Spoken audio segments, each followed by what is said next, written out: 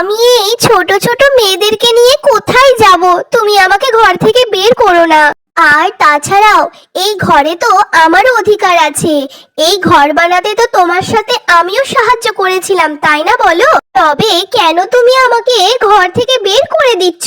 আমি কিছুই জানি না, যেখানে খুশি তুমি চলে যাও, তোমার এই মুখ পোড়া মেয়েদেরকে নিয়ে যেখানে খুশি চলে যাও তুমি। আর তাছাড়াও আমার কাছে অত পয়সাও নেই যে ওদের আমি খরচা চালাবো। আমি তো তোমার কাছ থেকে একটা ছেলে চেয়েছিলাম, কিন্তু তুমি এই মুখপুরি মেয়েদেরকে জন্ম দিলে। এখন তুমি এই মেয়েদেরকে নিয়ে এখান থেকে চলো, বেরিয়ে যাও। তারপর টুনি পাখি ওখান থেকে ওর মেয়ে দুটোকে নিয়ে কাঁদতে কাঁদতে বেরিয়ে চলে আসে।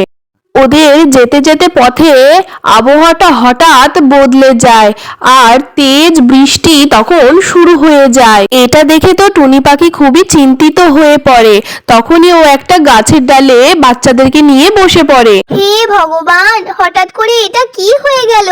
ওখানে টুনি বসেই ছিল, হঠাৎই ওর চোখে একটা পাখির বাসা নজরে পড়ে। বাসাটা দেখে টুনি পাখি বলে, আমি এখন একটা কাজ করি, আমি ওই পাখির বাসাটায় চলে যাই, আর ওখানে যেই থাকবে তাকে গিয়ে একটু সাহায্য চাইবো।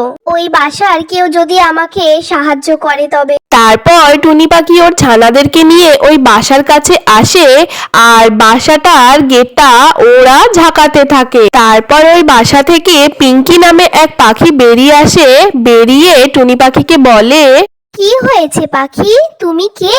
আর আমার ঘরের দরজা ঝাঁকাচ্ছ তুমি? আর তোমাকে তো খুবই চিন্তিত লাগছে, আর কাঁদছো কেন তুমি? তারপর টুনি পাখি ওই পিঙ্কি পাখিকে সব কথা খুলে বলে।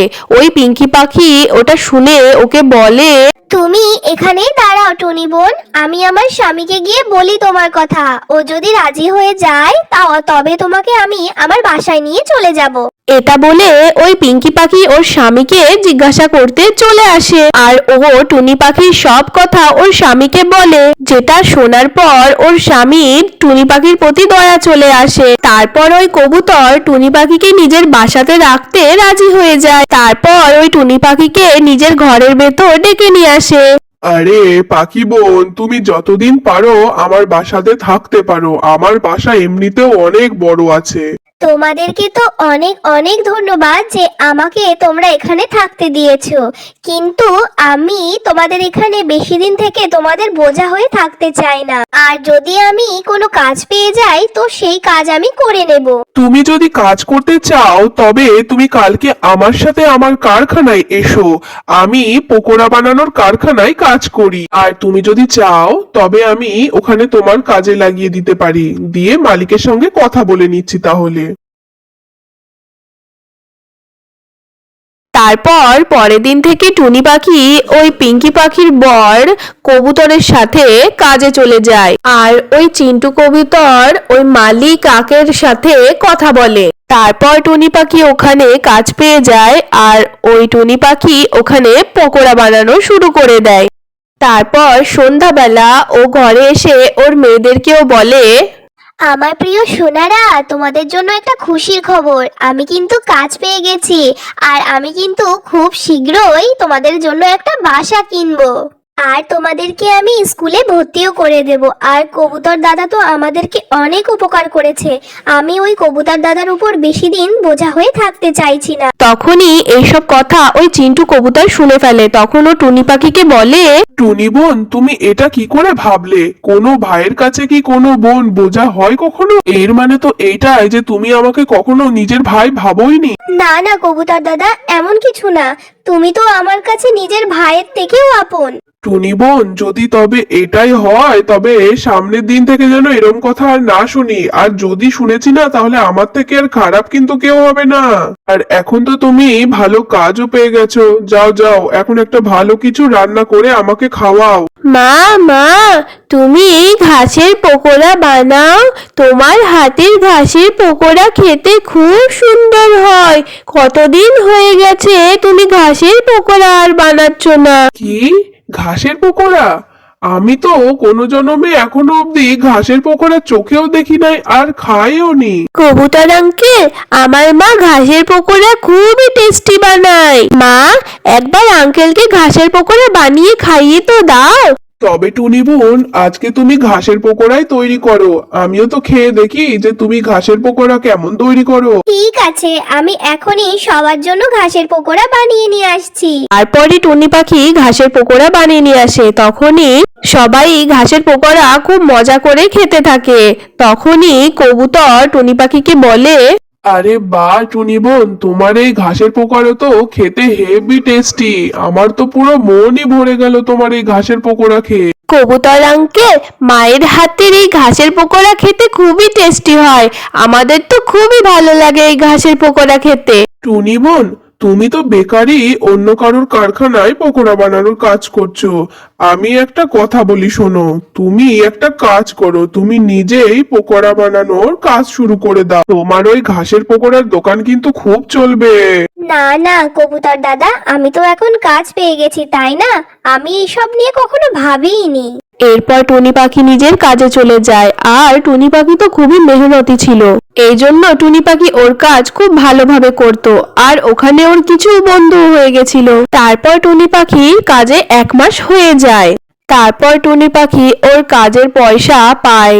তারপর ওই কাজের মালিক টুনি পাখিকে বলে, এই নাও টুনি, তুমি তোমার কাজের পয়সাটা নাও, আর এখানে কিছু এক্সট্রা পয়সাও আছে, যে পয়সা দিয়ে তুমি তোমার বাচ্চাদের মনের মতো খেলনা জিনিসপত্র জামা কাপড় কিনে দেবে। আমি চিন্টু কবুতরের কাছে শুনেছিলাম যে তুমি নাকি অনেক অসুবিধার মধ্যে যাচ্ছিলে, যার জন্য আমি তোমার সন্তানদের জন্য কিছু পয়সা এক্সট্রা দিলাম। কিন্তু মালিক, এইসবের কি দরকার ছিল? ও তুমি তোমার বাচ্চাদের জন্য খেলনা জামা কাপড় নিয়ে যেও, আর এটা তো তোমার প্রথম মাসের মাইনা, তোমার বাচ্চারা খুবই খুশি হয়ে যাবে। টুনি পাখি ওই পয়সা দিয়ে ওর বাচ্চাদের জন্য খেলনা আর মিষ্টি নিয়ে বাড়ি যায়। এইগুলো দেখে ওর বাচ্চারা খুবই খুশি হয়ে যায়। এইভাবে কিছুদিন কেটে যায়। তার কিছুদিন পরেই কারখানার মালিক সবাইকে ডেকে বলে, আমার এসব কথা বলতে খুবই দুঃখ লাগছে, কিন্তু কি করব, আমাকে তো বলতেই হবে। আমাদের এই পকোড়ার কারখানা বন্ধ হয়ে যাবে, কারণ এই কারখানা অনেকদিন থেকেই লসে পড়ে রয়েছে। ভেবেছিলাম যে হয়তো সময়ের সাথে সাথে লসটা ঠিক বেকআপ হয়ে যাবে, কিন্তু হলো না। এখন আমাদেরকে এই ফ্যাক্টরিটা বন্ধ করতেই হবে। এত লোকসান করা তো সম্ভব হয়ে উঠছে না, তার জন্য তোমরা সবাই নিজের নিজের মতো কাজ খুঁজে নেবে। এটা শোনার পর সমস্ত কারিগরই খুবই দুঃখে পড়ে যায়। আর টুনি পাখিও তখন খুবই দুঃখে পড়ে যায়। হে ভগবান, এখন আমরা কি করব? আমাদের কাছে তো অন্য কোনো কাজও নেই, জানি না এখন কি যে হবে। তারপর টুনি পাখি আরো অন্যান্য জায়গায় কাজ খোঁজা শুরু করে দেয়। টুনি পাখি অনেক পাখিদের কাছেই ওর কাজ খোঁজার জন্য যায়, কিন্তু ও কোথাও কোনো কাজই পায় না খুঁজে। তারপর এইভাবেই বেশ কিছুদিন কেটে যায়। টুনি পাখি সবসময় উদাস মনেই থাকতো। তখন চিন্টু কবুতর টুনিকে বলে, কি হয়েছে টুনি বোন, তুমি কেন এত উদাস আছো? তুমি কি এখনো কোনো কাজ পাওনি? হ্যাঁ কবুতর দাদা, আজকেও আমি সব পাখিদের কাছে গেছিলাম, কিন্তু কোথাও আমি কাজ খুঁজে পাইনি। সব পাখিরাই তখন একই কথা বলল যে এখন আমাদের কোনো দরকার নেই, যখন দরকার পড়বে তখন তোমাদেরকে ডেকে নেব। কবুতর দাদা, এখন তো আমার কাছে বেশি পয়সাও নেই, আমি এখন কি করে সংসার চালাবো তবে? টুনি বোন, আমি তো তোমাকে প্রথমেই বলেছিলাম যে তুমি তোমার ওই ঘাসের পকোড়া বানানো শুরু করে দাও। ওই ঘাসের পকোড়া বেচার সাথে সাথে ওর সাথে তুমি একটু পুদিনার চাটনি রাখবে, আর সাথে একটু চা রাখবে, আর তোমার হাতে পকোড়ার যা স্বাদ, ওই ঘাসের পকোড়া দারুণ চলবে। তুমি ব্যবসা শুরু তো করো, আমি তোমার সাথেই আছি। কবুতর দাদা, আমার কাছে তো অত পয়সাও নেই যে আমি একটা কোনো ব্যবসা শুরু করে দেব। টুনি বোন, তুমি পয়সার চিন্তা করো না, পয়সা তুমি আমার কাছে নিয়ে নেবে। না কবুতর দাদা, আমি ওইভাবে তোমার থেকে পয়সা নিতে পারবো না। এমনিতেই তুমি আমাকে এত বড় উপকার করে রেখেছো, তারপরে তোমার উপর আমি ওই বোঝা হয়ে থাকতে পারবো না। কবুতর দাদা, তুমি আমাকে থাকার জন্য ঘর দিলে, কাজ দিলে, ব্যাস এটাতেই তো অনেক, বলো তো। কোনো ব্যাপার না টুনি বোন, এখন তুমি আমার কাছ থেকে এই পয়সাটা নিয়ে নাও। পরে যখন তোমার ব্যবসা অনেক চালু হয়ে যাবে, তুমি একটা কাজ করো, আমাকে তুমি ওই সব পয়সা ফেরত দিয়ে দিও আস্তে আস্তে করে। টুনি পাখি চিন্টু কবুতরের কথা মতো ওই পকোড়ার দোকান খুলে দেয়। আর পকোড়ার সাথে সাথে চাটনিও থাকবে, সাথে চাও থাকবে। প্রথম দিন তো টুনি পাখির ওই পকোড়ার দোকানে কেউ আসেই না। এটা দেখার পর টুনি পাখি তো খুবই চিন্তিত হয়ে পড়ে। কবুতর দাদা, আমি তো তোমাকে প্রথমেই বলেছিলাম যে এখানে কোনো কাজই হবে না। টুনি বোন, আগে একটু অপেক্ষা করোই না, সবেই তো কাজটা শুরু করা হয়েছে। ঠিক তখনই ওইখানে একটা পাখি উড়ে আসে, যেটার নাম ছিল বেনি পাখি। ওই পাখিটা চিন্টু কবুতরকে বলে, কবুতর দাদা, নতুন দোকান খুলেছো নাকি তুমি? হ্যাঁ হ্যাঁ বেনি বোন, আজকেই আমি এই পকোড়ার দোকান নতুন খুলেছি। খেয়ে দেখো ওকে পকোড়া কেমন হয়েছে। হ্যাঁ হ্যাঁ, দাও পকোড়া, খেয়ে তো দেখি যে পকোড়াগুলো কেমন খেতে। হ্যাঁ হ্যাঁ বেনি বোন, এই নাও ঘাসের পকোড়া। আর এই ঘাসের পকোড়া খেতে তো হেভি টেস্টি, আর এর সাথে কিন্তু গরম গরম চাও আছে। তারপর ওই পাখি ওই ঘাসের পকোড়া খাওয়া শুরু করে দেয়। আর ওর তো ওই পকোড়াগুলো খেতে খুবই ভালো লাগে। পকোড়াগুলো খাওয়ার পর ওই পাখি কবুতরকে বলে, আরে ও কবুতর ভাই, এই ঘাসের পকোড়া খেতে তো খুবই টেস্টি। আমি তো আগে কখনো এরকম ঘাসের পকোড়া খাইনি। আমার তো খুব ভালো লেগেছে ঘাসের পকোড়াগুলো। ওই বেনি পাখি জঙ্গলের সমস্ত পাখিদেরকে ওই ঘাসের পকোড়ার কথা সবাইকে বলে, আর টুনি পাখির নামে খুবই সুনাম করতে থাকে। জঙ্গলের সমস্ত পাখিরাই টুনি পাখির ঠেলাতে ওই ঘাসের পকোড়া খেতে চলে আসে। তারপর টুনি পাখি অনেক ধন সম্পদ রোজগার করে ফেলে। এরপর টুনি পাখি ওই পয়সাগুলো দিয়ে নিজের জন্য একটা বাসা কিনে ফেলে। সেই বাড়িতে ওর দুই মেয়েকে নিয়ে টুনি পাখি অনেক খুশি খুশি বাস করতে থাকে। বন্ধুরা, আজকের এই গল্প তোমাদের কেমন লেগেছে অবশ্যই কমেন্ট করে জানাবে। আর লাইক আর সাবস্ক্রাইব করতে তো একটুও ভুলবে না। Bye bye.